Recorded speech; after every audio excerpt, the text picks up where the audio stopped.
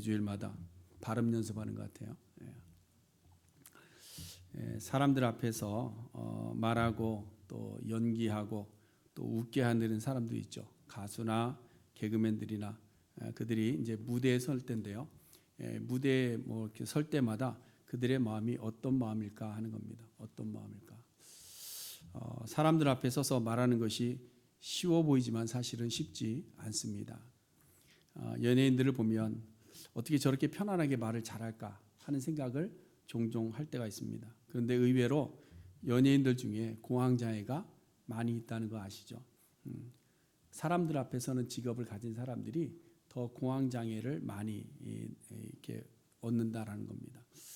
운동선수들도 마찬가지입니다. 운동선수들도 경기에 나갈 때 굉장히 긴장하고 떨리는 마음으로 섭니다. 그럼 왜 이렇게 떨리는가? 왜 이렇게 사람들 앞에 서는데 왜 떨까라는 겁니다. 왜 떨까? 그것은 인간이 오랫동안 타인이나 동물들로부터 공격을 많이 받아왔기 때문에 그렇다라고 합니다. 우리가 아담 이후 최초의 살인자 가인도 보시면요, 죄를 짓고 첫 무대로 이제 세상으로 나갈 때에 당당하지 않았잖아요, 그렇죠? 가인이 당당하지 않았습니다. 동생을 죽일 때 또 하나님 앞에서는 당당했던 가인인데 세상의 사람들 앞에 설 때는 두려움이 있었다라는 거죠. 그러다 보니까 인간의 잠재의식 속에는 날 노려보는 존재, 나를 노려보는 존재는 언제나 무서운 존재, 이렇게 각인이 되어 있다는 겁니다. 저도 매주일마다 노려보는 존재들 앞에서 두려운 마음을 가지고 말씀을 전합니다. 늘 우리는 성공을 꿈꾸며 소망하지만 실패가 더 많은 것이 사실이죠. 근데 여러분, 실패가 기회가 될 수 있기를 바라는 마음으로 오늘도 노려보는 존재들 앞에서 두렵고 떨리는 마음으로 말씀을 함께 나누려고 합니다. 오늘은 이 실패에 대해서 좀 생각해 보려고 하는데요. 실패라는 단어를 좋아하는 분들은 없습니다. 그렇죠? 실패를 좋아하는 분들은 없습니다. 그럼에도 불구하고 우리는 수없이 실패를 반복합니다. 그러다 보니까 실패를 좀 잘 포장하고 실패를 이겨보고 싶어서 사람들이 만든 말이 뭐냐? 실패는 뭐의 어머니다? 성공의 어머니다 라는 말을 합니다. 근데 사실 여러분, 우리가 표현은 잘하지 않지만 모든 실패가 성공의 어머니가 되어 왔나요? 지금까지. 여러분들 어떻습니까? 실패가 도리어 포기를 불러온 적도 있지 않습니까? 실패가 좌절로 우리를 찍어 누르지 않습니까? 실패가 우리가 절망으로 내려가게 하고 절망과 짝지어서 친구 되게 하는 경우가 많이 있지 않습니까? 그렇잖아요. 한 번, 두 번 실패하다 보면 그 다음부터 에이 모르겠다, 안 되나 보다 포기하고 절망합니다. 또다시 도전하려고 하지 않죠. 여러분, 실패는 다 그런 겁니다. 근데 예수님의 제자 중에도 우리가 너무 잘 아는 두 실패자가 있습니다. 근데 실패가 실패로 끝난 제자가 있고 실패했으나 다시 성공의 어머니처럼 실패를 딛고 일어난 제자가 있습니다. 실패로 끝난 제자가 바로 가룟 유다입니다. 유다는 그리옷이라는 유대의 남부 지역에 있는 사람입니다. 이 지명을 우리가 성경에서는 가룟이라고 부릅니다. 그렇기 때문에 유다의 이름을 기록할 때 가룟 유다 이렇게 되어 있습니다. 그래서 어떤 성도님들은 유다의 풀네임을 가룟 유다로 알고 있는 분도 있어요. 지금 웃는 분들이 그런 분들입니다. 나도 그렇게 알았는데. 근데 가룟은 지명 이름이고요, 유다가 이름입니다. 왜 가룟이라는 지역을 새로 넣었을까 하는 거죠. 그것은 다른 제자들과 조금 특이한 지역에서 올라온 사람이기 때문에 그런 것 같습니다. 여러분, 우리가 미국에서 상원이나 하원을 투표를 하다 보면 한국계 후보들이나 타민족에서 온 사람들이 있으면 어느 출신 누구 이렇게 나오잖아요, 그렇죠? 한국계 출신 뭐 누구 이렇게 하면서 나옵니다. 그거와 비슷한 거죠. 마찬가지로 가룟 유다도 가룟에 사는 사람 유다라는 거죠. 그러니까 유다의 first name이 가룟이다라고 어디 가서 이야기하면 안 됩니다. 그 다음에 유다 외에도 시몬에 대해서도 좀 이렇게 특이하게 붙여놨죠. 뭐라고 붙여놨어요? 가나나인 시몬 이렇게 되어 있습니다. 그래서 이 시몬이라는 이름이 사실은 예수님의 제자 중에 두 사람이 있죠. 베드로의 다른 이름도 시몬이죠. 그러니까 좀 구분을 하는 것도 있지만 사실은 가나나인이라는 말의 의미는 뭐냐? 열심당원이다 이런 뜻입니다. 열심당원이다. 그러니까 급진적인 정치 성향을 가지고 있는 사람 시몬 이런 얘기예요. 자, 그럼 가룟 유다가 어떻게 제자가 되었는가? 어떻게 이런 유다가 예수님의 제자가 되었을까? 성경에 보니까 베드로와 안드레와 야고보와 요한 네 사람의 경우를 보면 갈릴리 해변에 있을 때 예수님이 찾아가셔서 부르십니다. 부르셔서 내가 너희를 사람 낚는 어부가 되게 하겠다. 그래서 부르시죠. 근데 다른 제자들은 어떤 특별한 접촉점을 찾기가 참 어려운 제자들이 있습니다. 근데 가룟 유다 역시 그렇습니다. 언제 어떻게 제자가 되었는지 명확하지는 않습니다. 다만 마가복음 3장에 보면 예수님께서 산에 오르셔서 12명의 제자들을 세우는 장면이 거기에 나옵니다. 이때에 가룟 유다도 제자로 임명이 된 것이죠. 근데 유다가 제자로 될 때에 억지로 안 되는 사람을 데려다가 예수님이 제자 삼는 것이 아닙니다. 마가복음 3장 13절 말씀에 보면 예수님께서 산에 오르셨는데 자기가 원하는 자들을 부르셨다 그랬어요. 자기가 원하는 자들. 그러니까 원해서 온 사람들이라는 거죠. 다시 말해서 오늘 교회에 모임이 있는데 참여할 사람 참여하세요. 그랬더니 모여온 겁니다. 유다도 그때 같이 참석을 한 거죠. 이 말은 유다가 예수님을 만나고 싶어 했고 예수님을 따르고 그에게 배우고자 하는 열정이 그 속에 있었던 사람이다라는 거예요. 그러니까 처음부터 예수님을 배반해야지 그 마음을 가지고 온 사람은 아니다라는 겁니다. 근데 문제는 뭐냐? 왜 유다가 예수님을 배반하고 그가 실패한 인생을 살아갔느냐? 그 원인이 어디 있는가 찾아보면요. 결국은 자기를 부인하지 못했기 때문입니다. 자기를 부인하지 못했던 건 뭐냐? 자기 안에 있는 헛된 망상과 자기가 가지고 있던 욕심을 포기하지 못했기 때문에 실패한 겁니다. 여러분, 유다가 예수님을 따라다니는 이유가 뭐냐? 가장 큰 이유는 이 사람이 우리를 이 땅에서 회복시켜 주겠구나 라는 마음이 있었습니다. 그래서 저 사람은 우리의 메시아로 오셨나 보다 라는 그런 마음이 있었어요.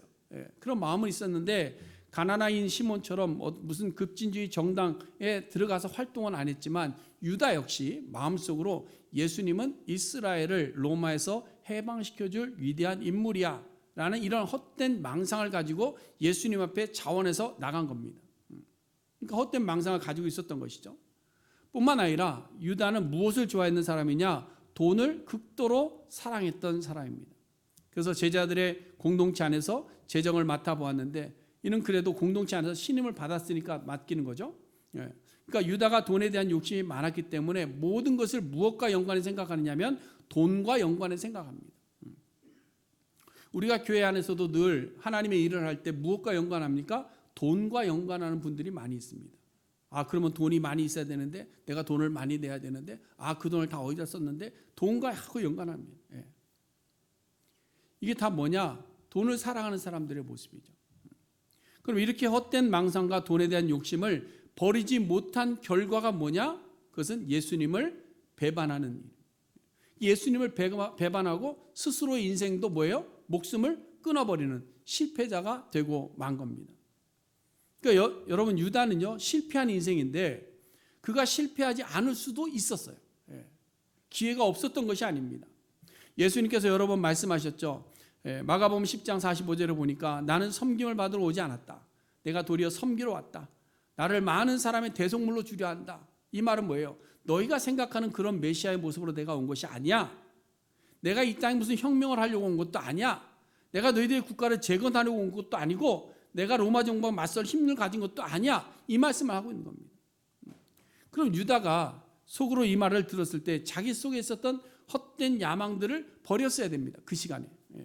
근데 못 버린 거죠. 뿐만 아니라 예수님께서 제자도를 가르쳐 주실 때 뭐라고 그래요? 마가복음 8장에 보니까 나를 따라오려거든 뭐를 부인하고 자기를 부인하고 그다음에 뭘 지고 자기 십자가를 지고 나를 따를 것이다. 그럼 이때도 유다는 자기가 아직 부인하지 못하고 버리지 못한 돈에 대한 욕망 이것을 부인하고 버렸어야 되는데 못 버린 겁니다. 그러다 보니까 그 결과가 예수님의 제자로서도 실패했고 자기 인생도 실패로 끝나버린 거예요. 자기 생각을 가지고 예수님을 팔아버립니다. 은 30을 받습니다. 그렇지만 유다의 마음속에 그 은 30을 가지고 만족하거나 마음의 평안함이 생기지 못했죠. 그래서 마태복음 27장에 보니까 유다는 예수님의 재판하는 과정들을 쭉 보면서 뭐 했어요? 스스로 뉘우쳤다. 이렇게 스스로 뉘우쳤다. 스스로 뉘우치고 후회하고 받은 돈을 돌려주기도 했습니다. 그러나 유다의 실패를 인정은 했지만 자신의 인생도 포기해서 스스로 목매어서 죽음의 길을 선택해버리고 맙니다. 여러분, 유다의 실패가 성공의 어머니가 되었을까요? 아니에요. 그냥 실패는 실패로 끝났습니다. 죽음으로 끝나고 마는 거예요. 그러니까 실패가 다 성공의 어머니가 되는 것은 아닙니다. 이와 반대로 또 한 명의 제자 베드로는 동일하게 실패합니다. 베드로는 정말로 실패가 성공의 어머니가 되었던 인물 중에 한 사람입니다. 가장 먼저 예수님을 만났던 베드로, 가장 지근거리에서 예수님을 따랐던 베드로, 그 어느 누구보다도 열정적으로 예수님을 섬기면서 그 앞에서 배웠던 베드로, 심지어 예수님과 함께 죽을 수 있겠다는 장담하던 베드로입니다. 그것이 거짓이 아니라고 저는 봅니다. 그 마음이 정말 그랬을 거예요. 그런데 그런 다짐과 자기 결심도 어느 한순간에 무너져 내리는 실패를 경험할 수 있더라라는 거죠. 우리가 입으로 주님을 잘 믿겠습니다라고 결심하지만 우리는 실패하는 경우가 얼마나 많습니까? 죽겠다고 말로만 하면 뭐합니까? 실제로 죽을 위기가 닥치니까 모른다고 손살에 치는 거죠. 이게 다 실패입니다. 여러분, 그래서 사람들은요, 호언장담하면 안 됩니다. 나는 절대로 그 사람 절대로 또 할 사람이에요. 언제 어떻게 실패하지 모르는 것이 우리 인생입니다. 그런데 보세요. 이 실패자 베드로는 어떻게 됐습니까? 다시 일어났어요. 다시. 베드로는 2번 다시 예수님을 부인하는 실패를 반복하지 않았습니다. 반복하지 않았어요.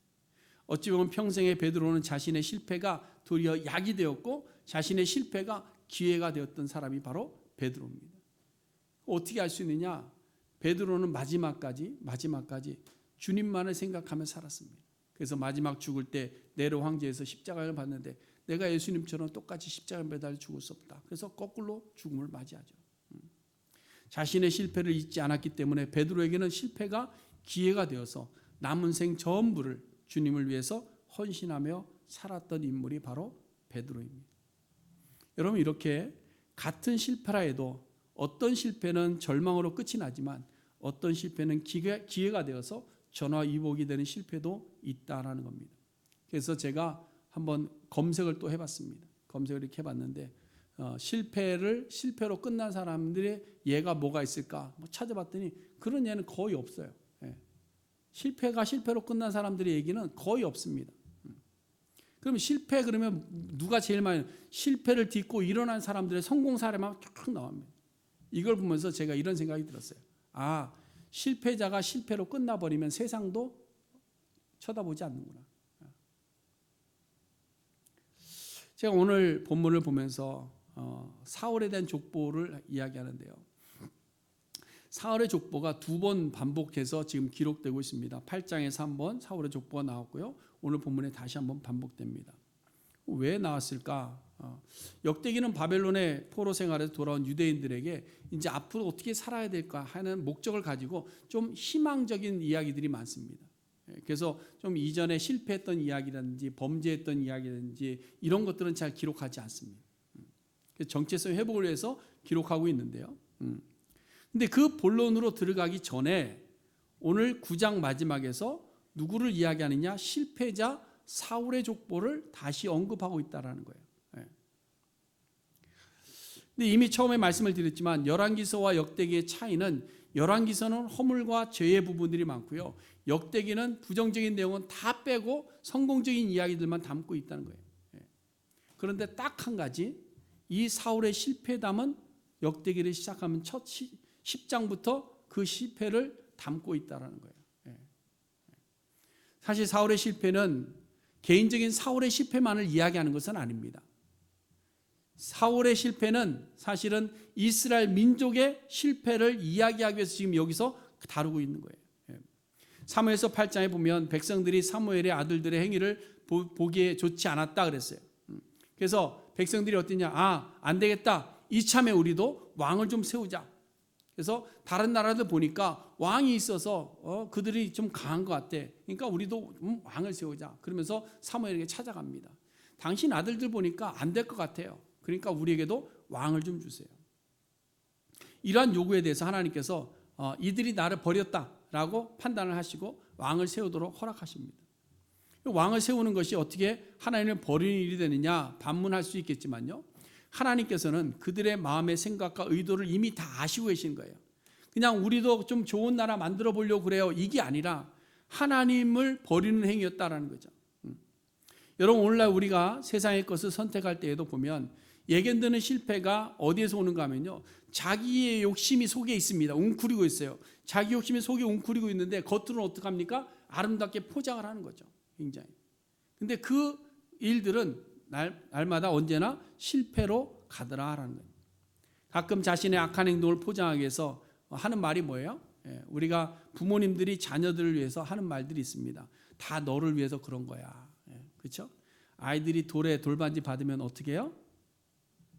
엄마가 보관할게. 너 잊어버려. 누구에게 돈 받으면 어떻게 해요?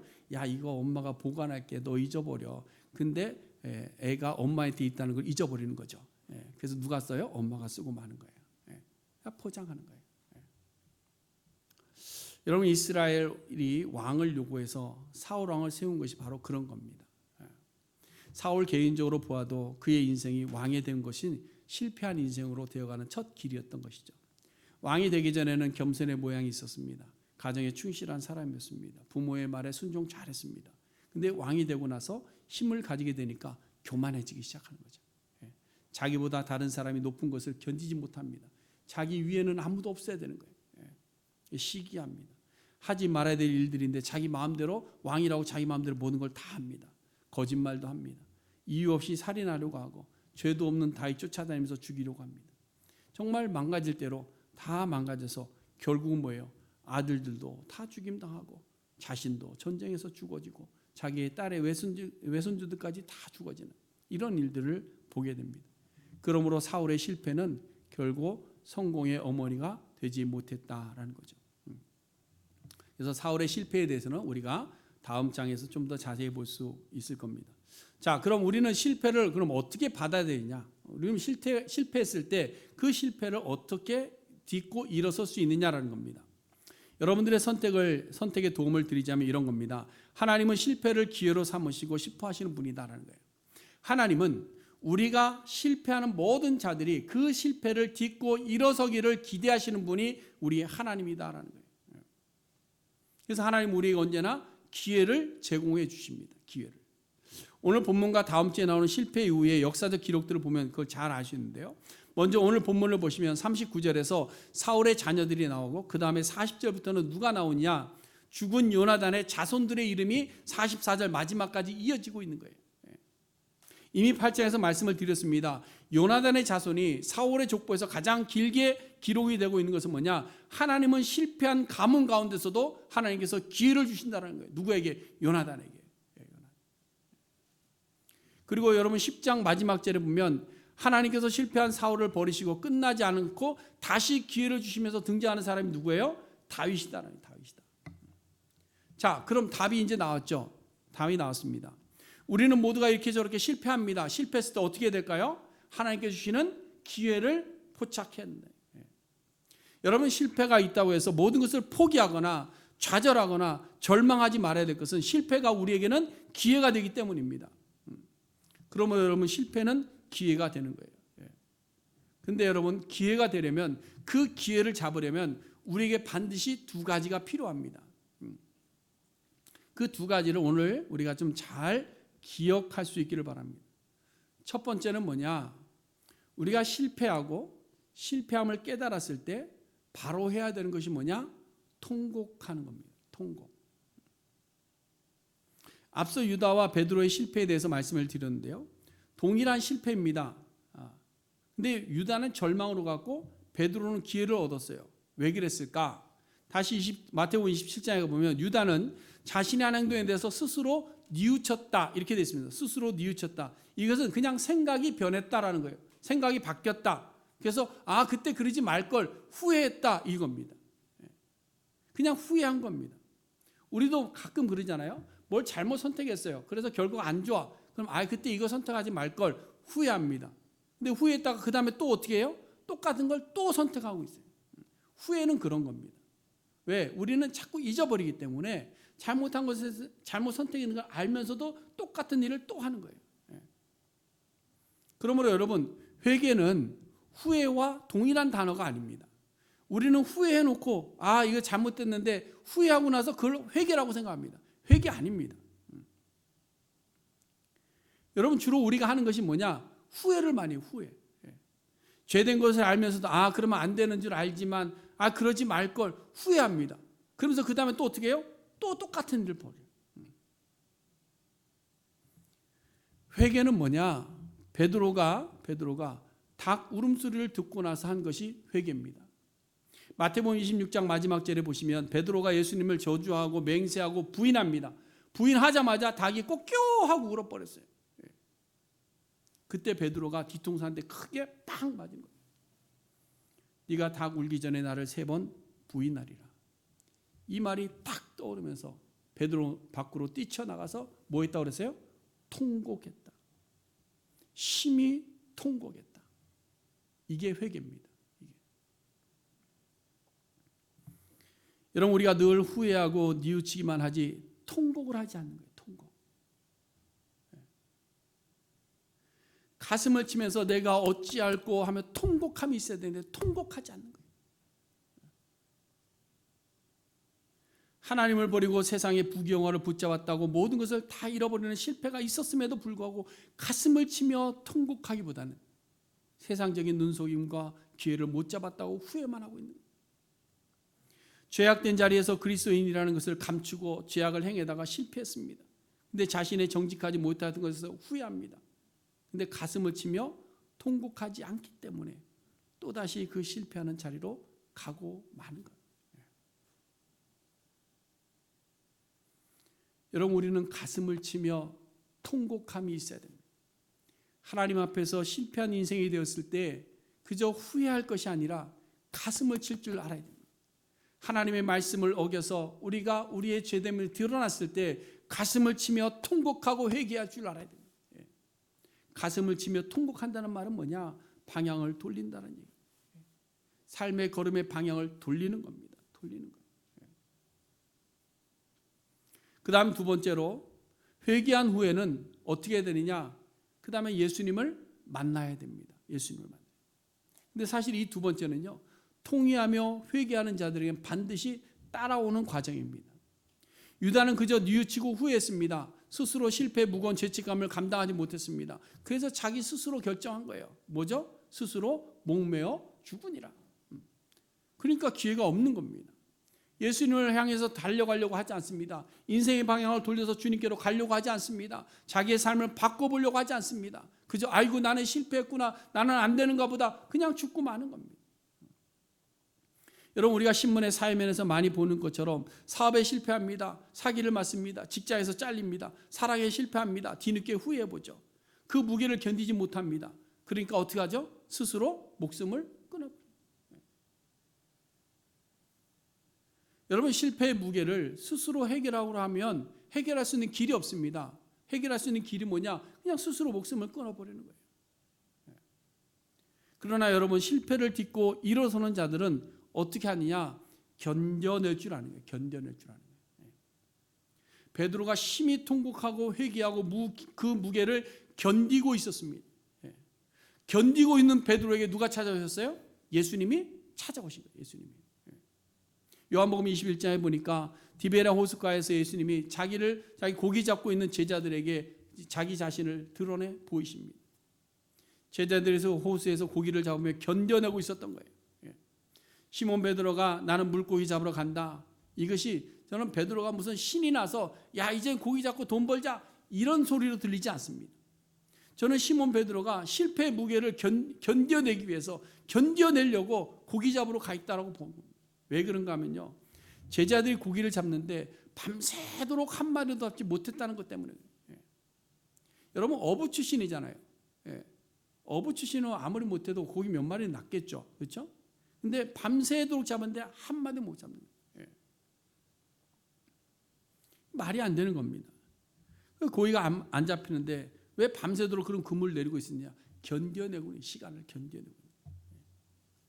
이것은 그들이 예수님을 부인했던, 그리고 예수님의 죽으심으로 끝난 것 같은 실패, 그 자신들의 실패감을 견뎌내고 있었던 겁니다. 이렇게 견디다 보니까 결국 뭐예요? 기회가 찾아온 것이죠. 예수님께서는 견디고 있는 제자들을 늘 찾아오십니다. 찾아오셔서 어떻게 고기를 낫게 하시죠. 그러니까 예수님께 사랑했던 제자 요한은 그 과정만 보면서 금방 알아봅니다. 야, 주님이시다. 주님이시다. 이 소리 듣고 베드로는 또 화들짝 놀라서 잡은 고기 생각도 안 하고 물에서 팍 튀어내요. 성질이 급하잖아요. 물에서 뛰어내려서 예수님께로 갑니다. 여기서도 보면 베드로가 자신의 실패에 대해서 잊지 않고 견디고 있었다는 것을 보여주잖아요. 그렇죠? 아, 그 예수님이 다시 나를 찾아오셨구나. 그래서 물에서 뛰어내려 주님께로 가는 겁니다.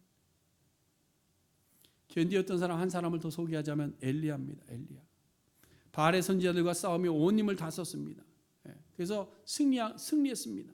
그런데 승리했음에도 불구하고 자기 곁에 아무도 없더라. 자기 곁에 아무도 없더라. 도리어 자기 신세는 이세벨에게 죽을 위기에 처하고 마는 겁니다. 엘리야가 얼마나 실망이 컸을까요? 얼마나 실망이 컸을까? 스스로 생각할 때 그랬을 것 같아요. 야, 내 사역은 실패야. 끝났어. 그런 생각을 했을 거예요. 분명히 대승을 거뒀다고 생각했는데 지금 도망자가 되어서 로뎀나무 아래에 피신해 있는 자기 자신의 모습을 보면서 하나님 앞에 기도합니다. 하나님, 나는 실패자입니다. 내 주변에 아무도 없습니다. 차라리 나를 죽여주세요. 저는 이것이 엘리야가 견뎌내고 있는 시간이다라고 생각을 합니다. 그러자 결국 누구를 만나냐? 하나님을 만나죠. 하나님을 만나고 위로를 얻습니다.